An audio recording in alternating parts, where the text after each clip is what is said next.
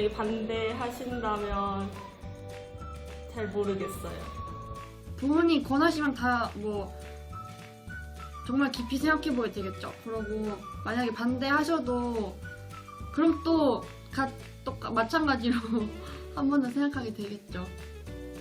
정말 아무 대책도 없이 결혼하는 거라면 문제가 있겠지만 그런 것 없이 재정적으로 어느 정도로 보충이 될 수 있는 게 있다면 꼭 독립할 필요는 없다고 생각합니다.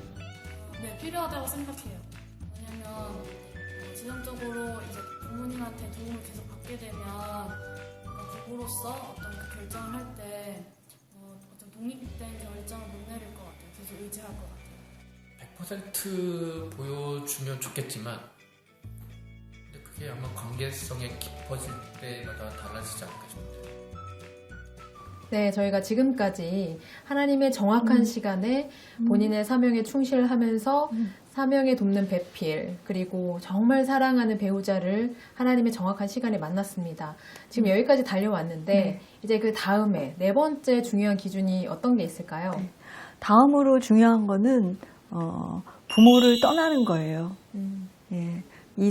창세기 2장 24절에 보면 그러므로 남자가 부모를 떠나 아내와 한 몸을 이룬다 이렇게 나왔거든요. 네. 예. 그래서 돕는 배필과 마찬가지로 남자만 떠나는 게 아니라 여자도 떠나는 거죠. 네. 모두 부모를 떠나야 한 몸을 이룰 수 있는 영적인 온전한 연합에 이룰 수 있다라는 그런 말씀인 것 같아요. 네. 부모님을 떠난다는 이 네. 의미가 네. 그렇다면 부모님과의 관계의 단절을 의미하는 건가요? 그런 의미는 절대 아니고요. 네. 떠난다는 의미는 다른 말로 바꿔 말하면 영적인 탯줄을 끊는다라는 의미예요.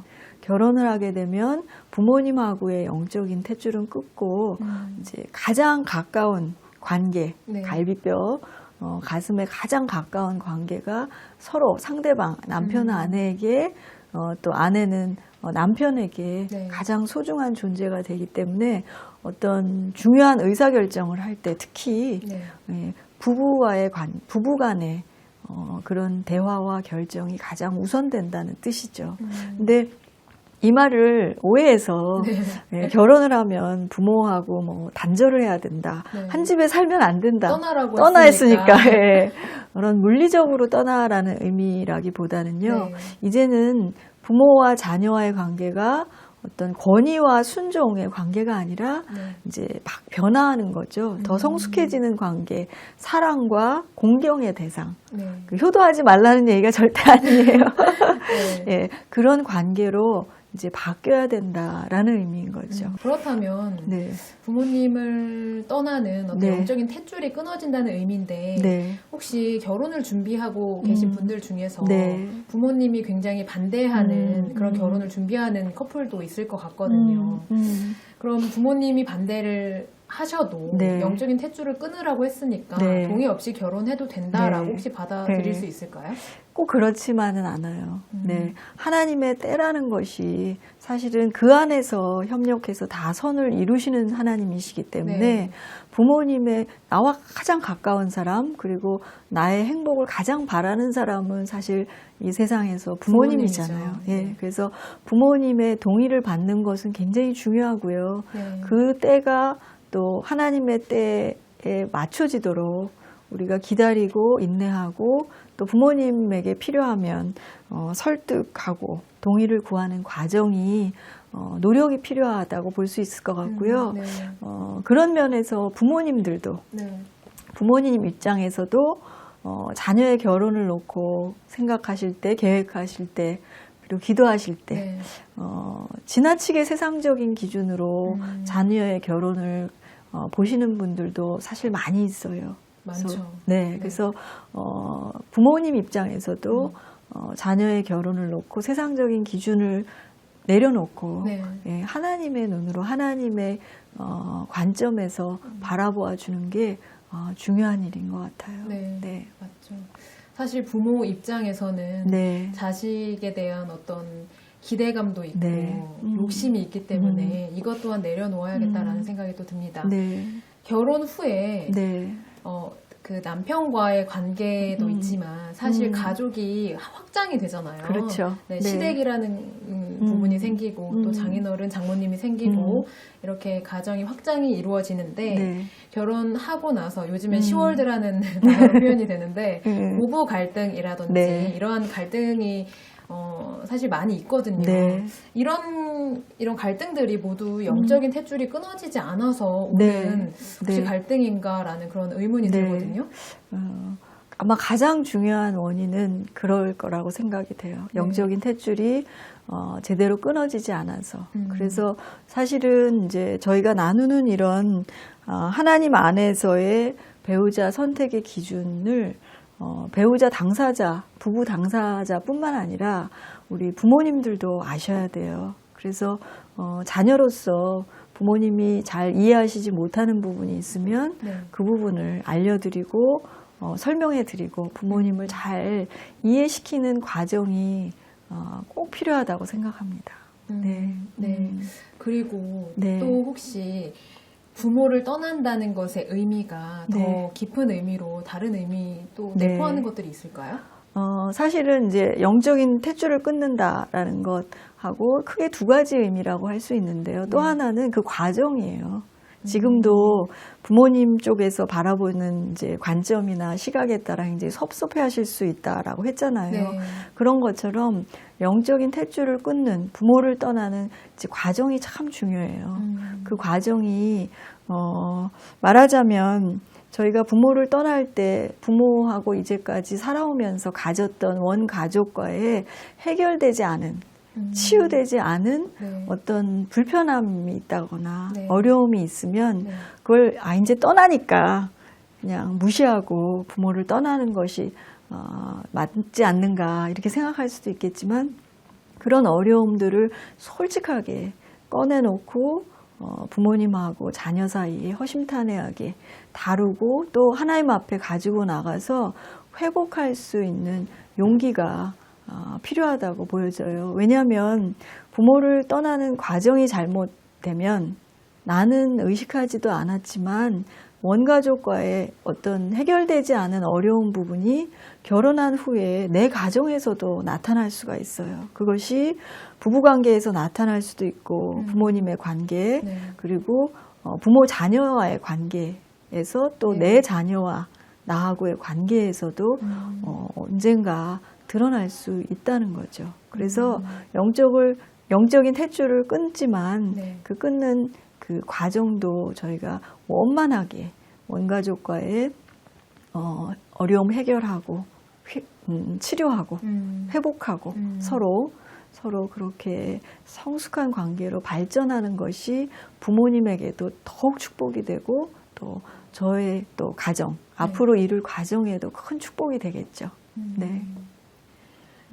결혼하기 전까지는 사실상 네. 나를 가장 먼저 생각해주고 사랑해주는 관계가 부모와 그렇죠. 자녀와의 관계잖아요. 그렇죠. 그렇기 때문에 이 영적인 탯줄을 끊는다는 자체가 말씀하신 것처럼 하나의 과정이다라고 얘기를 하셨는데 네. 그렇기 때문에 결코 쉬운 게 또 아닐 것 같다라는 생각이 또 한 번 더 듭니다. 네, 맞아요. 잠깐은 서운할 수 있겠지만 영적인 탯줄을 끊는 이 과정을 정확하게 또 건강하게 해줘야 네. 하나의 완성된 또 부부로서 결혼 네. 생활을 또 이어갈 수 있을 것 같습니다. 네, 맞습니다. 한 가지 더 마지막으로 또 기억해야 할 마지막 5번째 그 조건에 네. 대해서 또 설명 부탁드립니다. 네. 저희가 꼭 기억해야 될 점은 서로에게 비밀이 없어야 되고 정직해야 된다는 점이에요. 말씀해 보면 아담과 하와가 서로 벌거벗었으나 부끄러워하지 않았다 그랬거든요. 네. 예, 그 말씀이 바로 그런 의미죠. 예. 벌거벗었으나 부끄러워하지 않는다. 네. 이게 물리적인 것뿐만 아니라 또 네. 다른 의미가 있을 것 같은데 네. 정확하게 뜻이 어떤 의미를 담고 있나요? 우리가 연애할 때는 특히 상대방에게 서로에게 좋은 점만 보여주고 싶잖아요. 그렇죠. 예, 나의 멋진 모습 또 남자라면 굉장히 이렇게 씩씩하고 훌륭하고 능력 있는 모습 또 여자도 아름다운 모습을 보여주고 싶은 거는 이제 당연한데 당연한데 네. 우리가 서로에게 정직하고 과장되지 않고 정직하고 네. 거짓이 없고 또 비밀이 없는 관계여야 된다라는 의미인데 나의 솔직한 모습 예, 그리고 있는 그대로의 모습 그리고 거짓이 없는 모습을 서로에게 연애 기간뿐만 아니라 결혼 기간 중에도 보여줘야지 이제 연합을 이루는 한 몸을 이룬다 했으니까요. 네. 연합을 이루는 사랑에 도달할 수 있다라는 거죠. 많은 사람들이 결혼하고 나면 깜짝 놀래요. 이 사람이 다른 사람 같다. 연애할 때 이런 사람이 아니었는데. 그쵸. 내가 당황하죠. 내가 연애한 사람, 내가 결혼한 사람 이 사람이 아니었는데. 네. 그게 뭐냐면 벌거벗지 않았다는 거죠. 한마디로 많은 것을 이제 포장하고 잘 보이기 위해서 예, 감추고 하는 것들이 연합에는 사실 바람직하지 않은 부분이에요.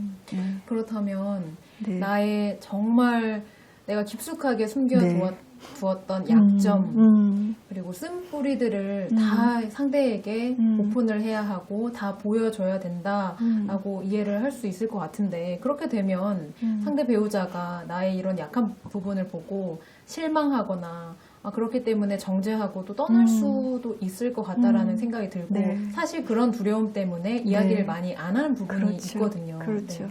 그런 두려움이 어쩌면 굉장히 이제 자연스럽죠. 네.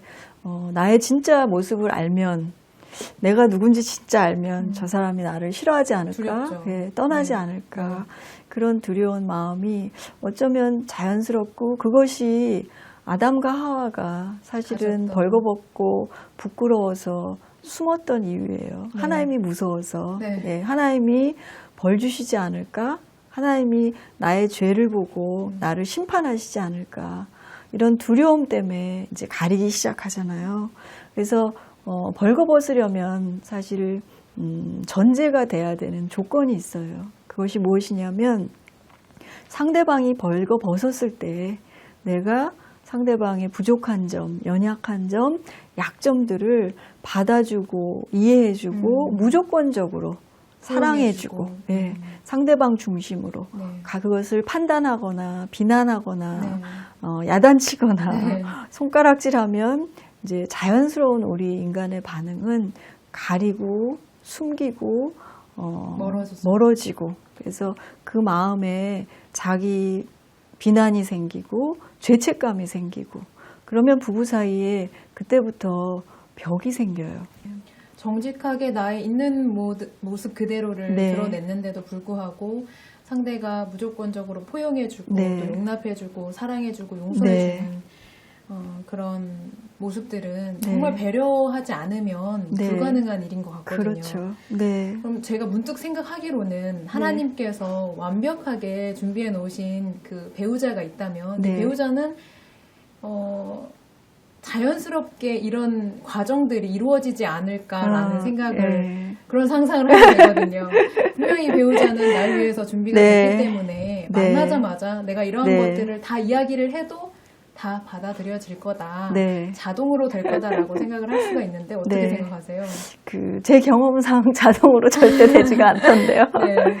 그래서 절대 자동으로 되지는 않을 겁니다. 네. 그렇지는 않고 그렇지만 저희가 가정 하나님이 만드시고 우리에게 축복하신 그 가정의 모습, 특별히 에덴의 가정 그 부부 관계의 모습을 묵상하면서 상대방에게 무언가를 이제 바라고 네. 원하고 또 그것이 주어지지 않았을 때 비난하고 판단하는 것보다는 내가 사명에 돕는 배필이 되고 내가 더 깊이 사랑하고 온전하게 세워주고 네. 또 용서하고 받아주고 무조건적으로 사랑하는 하나님의 심정을 내 마음에 품을수록 어쩌면 내가 더 준비된 배우자가 될 수 있고 또 온전한 한 몸을 이루는 돕는 배필, 서로에게 돕는 배필이 되는 비결인 것 같습니다. 네.